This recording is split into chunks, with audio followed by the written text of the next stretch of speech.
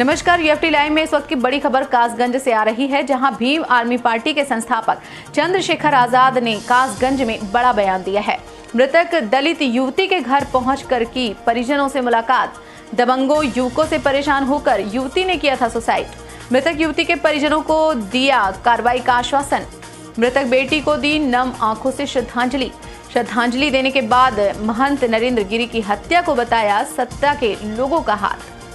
2017 में बयान दिया था कि हम धर्म पर नहीं विकास पर वोट करेंगे। चुनाव आ रहा है, ऐसे में फॉलोअर्स हैं, उससे राजनीति प्रभावित होगी। चुनाव आ रहा, उनको खत्म करने के लिए सरकार का हाथ है।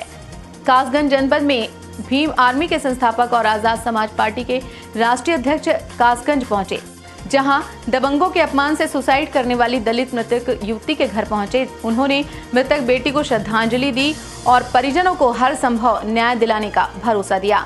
उन्होंने महंत नरेंद्र गिरी की मौत पर कहा कि हत्या करने में सरकार के लोगों का हाथ है। वहीं बसपा को आड़े हाथों लेते हुए कहा कि बसपा में क्या है, बसपा की सरकार है। मेरे सक्रिय होने से दलित समाज, पिछड़े वर्ग का जो वोट मजबूरी में गुमराह होकर भाजपा में चला गया था, वो बहुजन समाज में इकट्ठा होगा। आजाद समाज पार्टी बड़ी ताकत बनेगी। जनपद में आज आजाद समाज पार्टी के राष्ट्रीय अध्यक्ष चंद्रशेखर आजाद ने कासगंज पहुंचकर बीए प्रथम वर्ष की छात्रा दलित लड़की के साथ छेड़खानी रेप के प्रयास के बाद इसका वीडियो वायरल करने के बाद लड़की द्वारा फांसी लगाकर सुसाइड करने के मामले में कासगंज के नगला नंदी गांव पहुंचे, जहां उन्होंने मृतक बेटी को श्रद्धांजलि दी और परिजनों से मुलाकात कर हर संभव न्याय दिलाने का भरोसा दिया। उन्होंने कहा कि 7 में से 5 आरोपियों की गिरफ्तारी हो चुकी है, 2 अभी भी फरार हैं। उनके द्वारा परिवार को धमकी दी जा रही है। उन्होंने कहा कि यदि गिरफ्तारी ना हुई तो 10वें दिन मैं कासगंज में पंचायत करूंगा और जब तक न्याय नहीं मिल जाता तब तक हमारी पंचायत जारी रहेगी। कहा, बहन बेटी के सम्मान में कोई समझौता नहीं। उन्होंने कहा कि ऐसी निकम्मी भ्रष्टाचारी सरकार को उखाड़ना बहुत जरूरी हो गया है। 2022 में हम इसका इंतजाम करेंगे। नरेंद्र गिरी की मौत में उन्होंने सत्ता के लोगों का हाथ बताया। बोले, बहुत सारी चैट और वीडियो मिली है, उम्मीद है न्याय होगा। क्या रहा?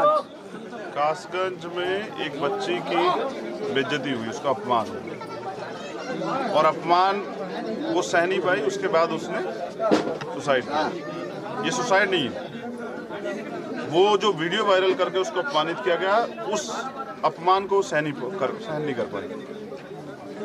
और वो क्योंकि अपने परिवार के सम्मान की सुरक्षा चाहती थी, तो उसने उसको आत्महत्या के लिए उकसाया गया कि वो सुसाइड करे।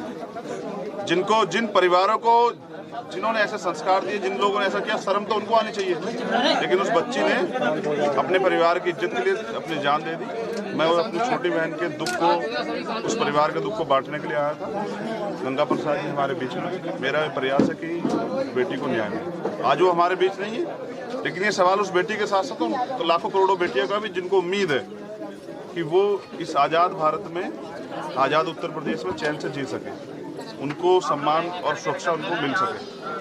5 लोग गिरफ्तार हो गए, 2 लोग गिरफ्तारी बाकी। मेरी अभी यहाँ संबंधित अधिकारियों से बात हुई, उन्होंने 7 दिन का समय मांगा। 7 दिन में हम लोग उनको गिरफ्तार कर लेंगे। परिवार को धमकी मिल रही है और जो लोग आरोपी हो, परिवार को धमकी दे रहे जो बाहर है। उससे भी बुरी बात यह है कि अभी तक परिवार को सुरक्षा नहीं मिली। मैंने मांग की कि उनको सुरक्षा दी जाए।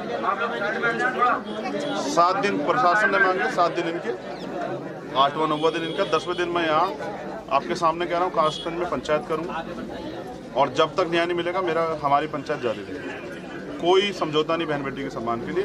उत्तर प्रदेश में जंगल राज है। अगर पुलिस कार्रवाई भी करना चाहती है तो सरकार में बैठे लोग उनके हाथ बांध देते हैं। ऐसी निकम्मी भ्रष्टाचारी सरकार को उखाड़ना बहुत जरूरी हो गया। 2022 में हम लोग इसका इंतजाम करेंगे। नेता जी, साधु संतों की सरकार है। महंत नरेंद्र गिरी ने जो हत्या या आत्महत्या, उसको लेकर किस नजरिए से दिखते हैं इस प्रकार? उनका बयान अगर आप पढ़ लेंगे 2017 का, तो आपको पता लग जाएगा। उन्होंने कहा था कि धर्म पे नहीं, विकास पे वोट करेंगे। और अब चुनाव आ रहा है तो वो अपने फॉलोअर्स को जो बयान देते हैं, उससे राजनीति प्रभावित होती है। सत्ता के लोगों का हाथ है। बहुत सारी चैट और वीडियो कॉल मिली। उम्मीद है कि न्याय होगा। ये सरकार न्याय में बाधित बने, क्योंकि मैं हाथरस जा रहा हूँ। सरकार बहुत दिन से न्याय को प्रभावित कर रही है। हमारा यह प्रयास रहेगा कि सभी मामलों में न्याय मिले। नेताजी, आपको जो राजनीतिक क्षेत्र में सक्रिय होने से बसपा को नुकसान होगा कि लाभ मिलेगा? बसपा का है क्या? अभी क्या उनकी सरकार है? ये ऐसे पहले उनकी सरकार थी? जिनका कुछ है भी नहीं उनके बारे में पूछ रहे। मेरे सक्रिय होने से जो दलित समाज का वोट, जो पिछड़े वर्ग का वोट मजबूरी में और गुमराह होकर भाजपा में चला गया, तो वो बहुजन समाज पे इकट्ठा होगा। आजाद समाज पार्टी बड़ी ताकत बनेगी। आज तो हम लोग इतना ही कर सकते हैं। Bureau report, EFT live.